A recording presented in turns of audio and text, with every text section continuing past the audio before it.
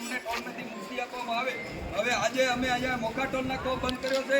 સાંજે 5 વાગ્યા પછી અમે સામખિયારી, સુરજબારી, માકેલ, કચ્છ જિલ્લાના તમામ ટોલ નાકા આવી રીતના લોજિસ્ટિક મુવમેન્ટ બંધ કરાવીશું। તો પ્રશાસનને અમે અહીંથી જાણ કરીએ છીએ કે તાત્કાલિક ધોરણે આનું ડિસિઝન લાવે, નહીંતર આ સમગ્ર જિલ્લાના તમામ ટોલ નાકા ઉપર આવી રીતના અમે પ્રદર્શન કરીશું। સ્વઈચ્છાએ ટ્રક માલિકો પોતાની ગાડી ઊભી રાખે છે, તમામ ટ્રક ડ્રાઈવરો અમને સાથ સહકાર આપે છે। અમે આ સિસ્ટમથી, આ રોડથી અમે બેમાલ થઈ ગયા છીએ। તો પ્રશાસન, કલેક્ટર સાહેબને અને NHIના અધિકારીઓને અમે કહીએ છીએ કે આનું જલ્દીથી જલ્દી નિરાકરણ લાવે, નહીંતર સમગ્ર કચ્છ આખો સ્ટોપ થંભી જશે। એની જવાબદારી પ્રશાસનની રહેશે।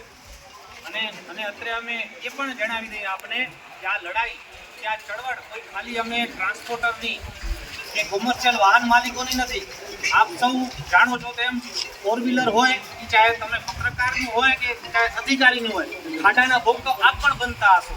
હર વર્ષે આપ જોઈ રહ્યા છો તેમ એક મામૂલી વરસાદના વાના તળે કે ઓઠા તળે રોડ રસ્તાની ખખડધજ હાલતનું ભાનું આપી દેવામાં આવે છે।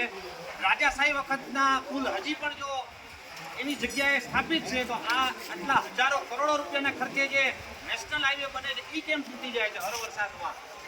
અમારો વિરોધ ફક્ત પૈસાનો નથી, પૈસા લ્યો છો એના બદલામાં સર્વિસ આપો। 4 વાગ્યા સુધી જો અહીંયા રિઝલ્ટ નહીં આવે તો 5 વાગે અમે સામખિયારી ટોલ બંધ કરીશું। સ્વેચ્છાએ દરેક માણસ તમે અમારા સાથે જોડાજો। તમે 4 વ્હીલરના માલિકો, તમારા માટે પણ આ લડાઈ છે, હર જન માટે છે આ લડાઈ। આપ સૌ સ્વેચ્છાએ વાહન ઊભી રાખી દેશો। कच्छ की समस्त जनता की ये लड़ाई है, न कि एक सी ट्रांसपोर्ट या लॉजिस्टिक की है। इसमें छोटे बड़े टोटल जितने भी आगे सबकी है। और ये इन खड्डों के और इसकी भ्रष्टाचार की हालात को देखते हुए कितने लोगों ने इन खड्डों से जान खोई है, इसको आपको देखते हुए आप सबको मिलके एक हाथ मिलके एक साथ कंधा मिला करके आपको लड़ना होगा। और कच्छ के जितने भी टोल नाके हैं इनको हम एक साथ करके एक करके सबको बंद करेंगे, ऐसे धरना प्रदर्शन करेंगे। इसके लिए आपको हम आह्वान करते हैं यहाँ से, अगर शाम तक कोई भी परिणाम नहीं आ जाता है तो इसके बाद कच्छ के टोटल टोल नाकों का बंद करने के लिए हम आगे बढ़ेंगे। बोलो भारत माता की जय!